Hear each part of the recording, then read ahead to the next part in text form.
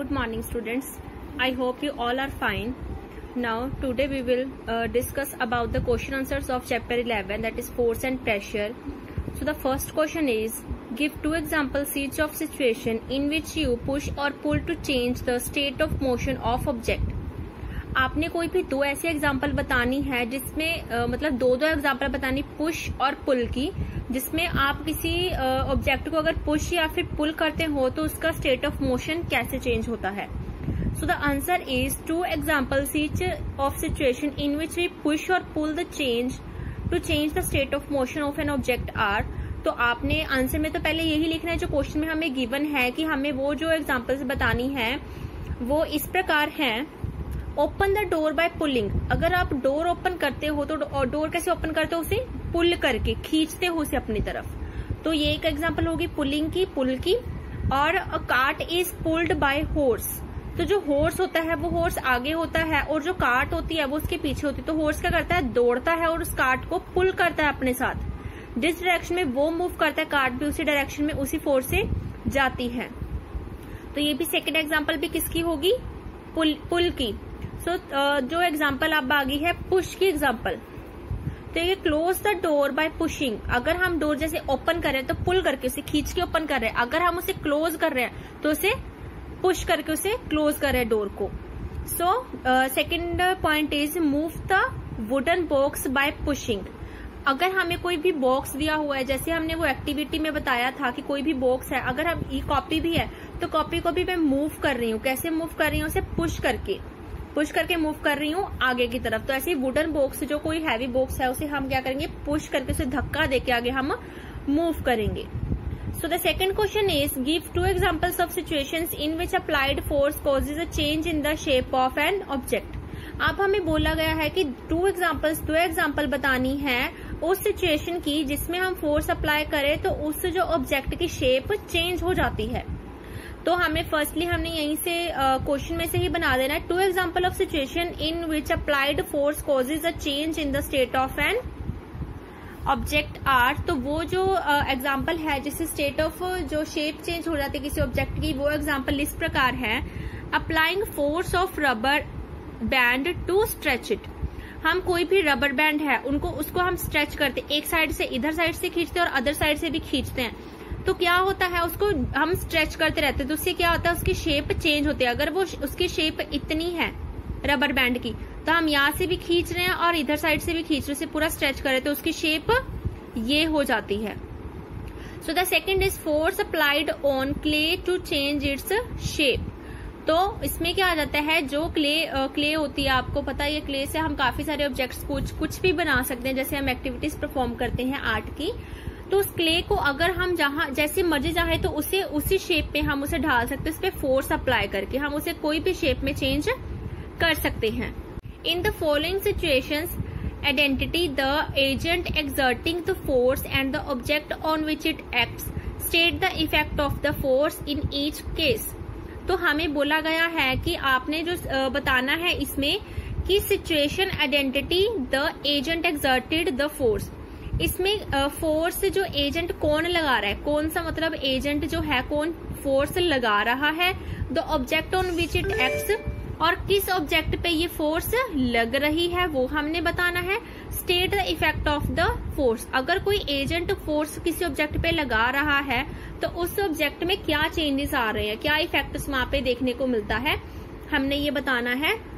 जैसे हमें first given है सिचुएशन, जैसे A B C D 4 situations हमें गिवन है. हमने टेबल बना लिया. एक एजेंट एक्सर्टिंग फोर्स, जो एजेंट फोर्स लगा रहा है तो उसके बारे में हमने बताना है. Object on which force act. तो ऑब्जेक्ट हमने बताना है कि जिसपे फोर्स लग रही है, और रिजल्ट तो उस पे क्या रिजल्ट आ रहा है. तो हमें यहाँ पे गिवन है क्वेश्चंस में, देखो गिवन है कि squeezing a piece of lemon between the fingers to extract its juice.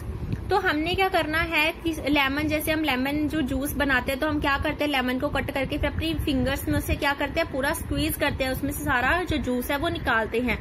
तो उसमें हमें बताना है कि सिचुएशन, ये ए वाली सिचुएशन आ गई तो उसमें बोला गया कि एजेंट कौन सा हो. ऑफकोर्स जो फोर्स लगा रही, कौन फोर्स लगा रही, हमारी फिंगर्स फोर्स लगा रही है. तो उसमें एजेंट क्या आ गया, हमारी फिंगर्स आ गई. Object on force on which force act, तो वो ऑब्जेक्ट जिसपे फोर्स एक्ट कर रही है, तो वो किस पे एक्ट कर रहे हैं, हम किसे स्क्वीज कर रहे हैं, लेमन को, पीस ऑफ लेमन को हम क्या कर रहे हैं, स्क्वीज कर रहे हैं। तो रिजल्ट क्या आ रहा है जब हम फोर्स लगा रहे हैं लेमन पे, तो रिजल्ट क्या आ रहा है, उसमें से जूस जो है एक्सपेल आउट हो रहा है, उसमें से जूस निकल रहा है। So the second situation is taking out paste from a toothpaste tube, हमने टूथपेस्ट जो ट्यूब है वहां से हमने पेस्ट निकालनी है। तो ये कौन सी सिचुएशन आ गई, सेकेंड टाइप की सिचुएशन आ गई, बी टाइप की। तो इसमें एजेंट कौन है, ऑफ कोर्स हम कैसे निकालते हैं, उसमें उसको हम दबा के, फिंगर से दबा के उसमें जो पेस्ट आगे आगे करके वहां से निकालते हैं। तो एजेंट क्या आ गया, हमारी फिंगर्स आ गई। तो ऑब्जेक्ट किस पे लग रही है, टूथपेस्ट पे लग रही है, क्योंकि हम वहां से टूथपेस्ट निकालेंगे ना उसमें से। तो इसमें रिजल्ट क्या आ गया, पेस्ट कम्स आउट। तो अगर हम जितनी फोर्स लगाएंगे तो वहां से क्या होगा कि वो पेस्ट जो है उस ट्यूब से बाहर आ जाएगी। So the third is a load suspended from a string while its other end is on a hook fixed to a wall।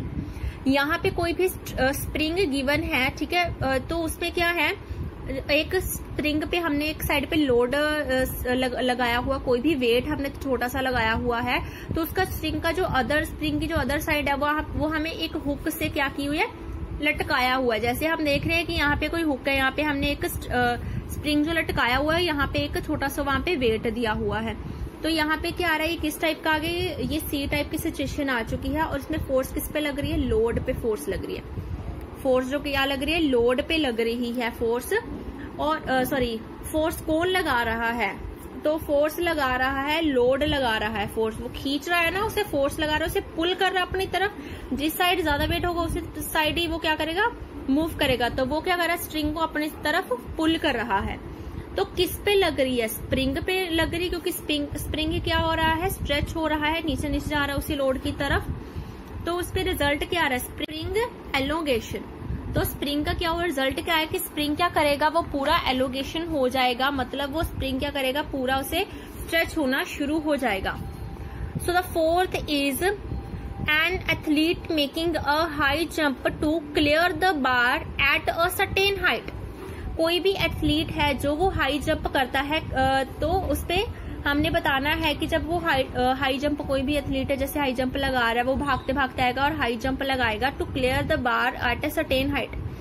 तो इसमें हमने बताना है कि इसमें इस सिचुएशन कौन सी आ गई, लास्ट इज डी सिचुएशन आ गई। एंड एजेंट एक्सर्टिंग फोर्स, तो किस पे फोर्स, कौन फोर्स लगा रहा है, ऑफ कोर्स हम अगर भाग रहे हैं किसी डिस्टेंस पे, अगर हम भाग रहे हैं, हमने हाई जंप लगाना है, तो पहले हम अपनी बॉडी को उतना गर्म करते हैं और उतनी इस पे फोर्स रिपीट करते हैं। तो उसमें क्या आ गया, जो फोर्स किस पे कौन लगा रहा है, हमारी मस्कुलर फोर्स लग रही है, हमारे मसल्स जो है वो स्ट्रेच हो रहे हैं, तो उस पे वो फोर्स लगा रहे हैं। तो किस पे फोर्स लग रही है, एथलीट्स बॉडी, हमारी बॉडी की मसल्स ही फोर्स लगा रहे हैं, और फोर्स भी हमारी बॉडी पे ही लग रही है ताकि हम हाई जंप कर सके। तो रिजल्ट क्या आ गया, हाई जंप इज मेड। तो रिजल्ट क्या आ गया, ऑफ कोर्स अगर हम पूरा फोर्स लगाएंगे भागते भागते, तो ऐसे ही हम हाई जंप करेंगे तो हमारा हाई जंप लग जाएगा।